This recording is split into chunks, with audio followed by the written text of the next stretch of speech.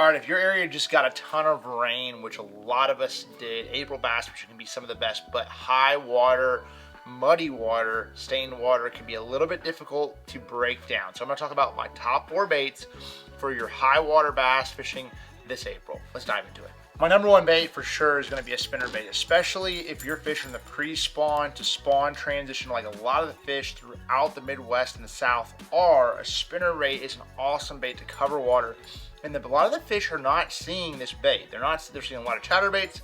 They're seeing other baits out there. So throwing a spinner bait in stained water, one thing that do not be afraid of is throwing a double willow spinner bait even in some stained water. There's still a lot of vibration, lots of flash. One thing that I end up doing is I have a 3-inch mirror on the back of this accent spinner bait. All right, number 2 is going to be a flipping bait. You have to have a flipping bait if those fish are up their shot and they're getting into the freshly flooded vegetation and trees and all that stuff. 3/8 ounce weight, bronco bug, black, blue, green pumpkin is a great color, just all around color if you're in stained water, muddy water. Of course, you go with your darker colors if you need to. 4/0 hook, that's what I like, straight shank hook. 3/8 is a good all around one, even if you're fishing in some of that heavier cover in the bushes and stuff like that. In a lot of places we're starting to have like flooded bushes. It's a great setup for that. It's 20-pound line, 7.3 heavy. You can fish docks, you can fish bushes. It's just an all-around good setup to catching bass when that water's up high.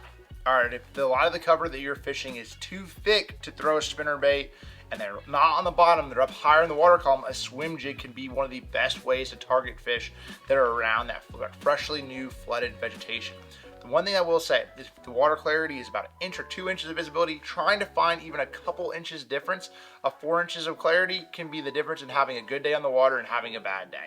So swim jig, I typically go with a crawl trailer. Of course, a cleanup crawl on the back of this one, something that I can keep the bait higher in the water column. Last but not least is definitely going to be a shaky head, okay? Why do I say a shaky head? Because if the fish have already established themselves and say they're in 2 foot of water and you had a whole bunch of rain, the water came up 5 feet, a lot of those fish that were spawning in that 2 feet of water, now at 7 feet of water, they're gonna stay there. So the best way to target those fish is actually slowing down and dragging. So dragging a 3/16 ounce shaky head. Right here I have, of course, the Green Pumpkin Magic Janitor Worm, Crusty Janitor Worm, and that bait, works really well. Just taking your time and fishing and figuring out what depth zone they're at. So say they're in 7 foot of water, getting out there and dragging that 6 to 8 foot zone, you're gonna generate bites. If you're not getting bit in this freshly flooded cover, a lot of times they're out there already established there and they're out there behind you. So dragging that shaky head will get you a few bites when some days you can't get bit at all. April bass fishing is some of the best bass fishing of the season. So make sure to get out there. If your water's coming up, rising, check out these tips and hopefully catch a few bass.